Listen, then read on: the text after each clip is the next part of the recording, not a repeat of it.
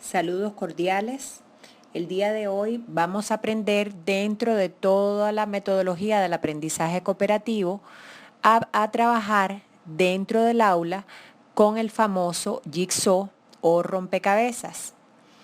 En la literatura, cuando revisamos, nos damos cuenta que este fue utilizado por primera vez aproximadamente en los años 1970 o por ahí cerca, por un profesor Aronson, que al día de hoy tiene numerosa bibliografía sobre la metodología del aprendizaje cooperativo y todo el montón de métodos y técnicas que en él se trabajan.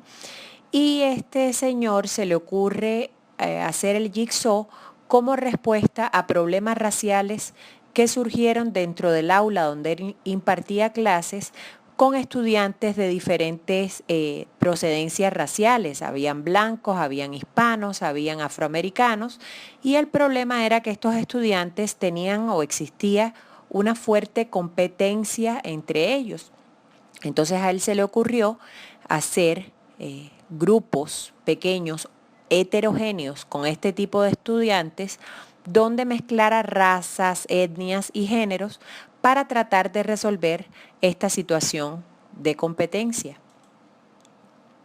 El rompecabezas ha sido aplicado en el aprendizaje cooperativo con resultados excelentes. Pueden consultar bibliografía posterior y la idea en este caso es que los estudiantes sean como piezas exactamente de un rompecabezas. Todos son importantes para poder lograr la meta. Y recuerden que en este caso, recordemos el concepto de la interdependencia positiva. El hecho de que cada estudiante sea una pieza para resolver el rompecabezas hace que todos necesariamente estén implicados para lograr esa meta común. Tenemos que tener muy claro que en esta forma de trabajo del aula, el docente tiene que ser un mediador. Es decir, el docente tiene que estar presente, pero el docente no puede estar dando las soluciones o las respuestas que se presenten en el grupo. Para eso están el resto de los compañeros. Los grupos, como mencioné anteriormente, tienen que estar conformados heterogéneamente. Ojalá formar grupos donde hayan hombres y mujeres, con diferentes capacidades.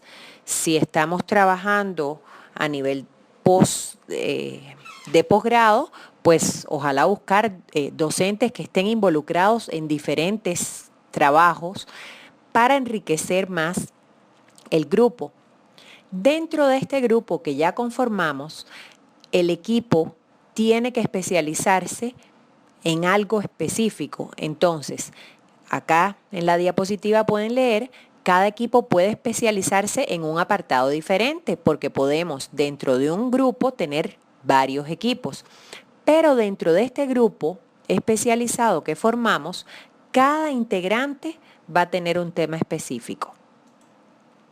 Dejemos entonces atrás las explicaciones magistrales, vean la lámina, donde el docente, incluso en un bosque, saca su lámina para explicar el árbol, raíz, tronco. No, si estamos rodeados de un montón de situaciones que podemos explotar y entonces aprovechemos al grupo para solucionar los problemas.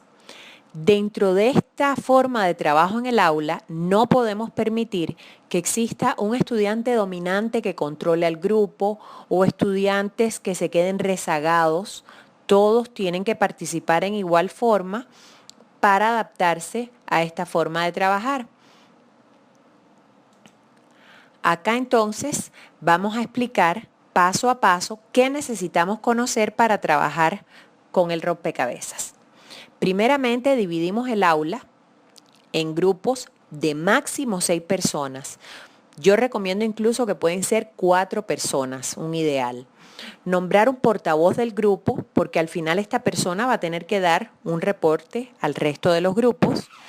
Dividir la lección o el contenido o el problema que se nos esté presentando en partes. Pensemos cuando hablamos de dividir el problema en partes en un rompecabezas. es decir, formar como piezas de este problema. Elaborar por parte de cada estudiante un informe, es decir, con la parte que a mí me tocó, yo voy a hacerme experta en esta parte. Entonces, si ese problema es el mismo que le tocó al otro grupo, pues estos expertos que tienen partes iguales tendrán que reunirse en forma individual para hacer un reporte y luego regresar a su grupo de trabajo para seguir resolviendo y dando la solución al problema general. Cada experto en una parte hará la exposición al resto de sus compañeros para luego formar un trabajo final que habrá una persona que comunique y ya vendría la evaluación de cada uno de los grupos. Centrémonos en un ejemplo. Digamos, quiero estudiar una situación determinada en un centro de salud. Entonces, cada equipo, aquí vamos a ver diferentes casos. Cada equipo va a seleccionar un centro de salud con ciertas dificultades. Entonces, digamos que el grupo 1 va a tener el centro de salud A, el grupo 2 va a tener el centro de salud B. Dentro de cada grupo se seleccionan, por ejemplo, qué problemas o qué necesitamos saber de cada centro de salud. Por ejemplo, la zona geográfica, a qué tipo de población cubre, qué diagnósticos o qué prevenciones se pueden hacer de determinadas enfermedades, etc. Entonces, si a mí me tocó, por ejemplo, la zona geográfica que cubre, pues entonces todos los que le toca zona geográfica se pueden reunir por aparte y empezar a trabajar este problema, sabiendo qué aspectos se deben tocar en lo que respecta a zona geográfica. Entonces, cuando yo regrese a mi grupo, ya vengo empapado de los aspectos claves de lo que me tocó a mí y juntos buscar la solución del problema. Un ejemplo 2. Digamos que todo el grupo va a tratar sobre el centro de salud tierra adentro. En este ejemplo, entonces, el caso va a ser el mismo para cada uno de los grupos, pero dentro de cada grupo se debe investigar el diagnóstico de SIDA en esa población, qué exámenes y qué prevención se toman en cuenta, el control prenatal en mujeres portadoras del virus, factores que impiden un control adecuado, por ejemplo, lejanía del centro, que el esposo le prohíba asistir al hospital por machismo, falta de recursos económicos que no le permiten a la portadora del virus llegar hasta el lugar hasta el centro de salud. Entonces, como dentro de cada grupo todo el mundo tiene un aspecto específico que cuando se reúna con los demás va a ser similar, entonces aquí sí cada quien se va a volver más experto en el tema. Pasemos un momento a la siguiente diapositiva. Veamos que originalmente, y vean que los colores son distintos dentro de cada grupo, los grupos originales van a estar, digamos, formados por 6 personas. Recordemos que pueden ser por menos personas. Eso va a depender del docente y de ver en cuántas piezas pude romper mi rompecabezas. Entonces, estos expertos, digamos, los números 1 que van a tener color verde, se van a reunir por aparte. Los números 2 que tienen color moradito van a reunirse por aparte y así sucesivamente. Se van a formar 6 grupos donde dentro de cada grupo estos expertos van a poseer información única. Y por lo tanto, lo que les puedan aportar a los grupos originales es crucial. Solo yo conozco esa información.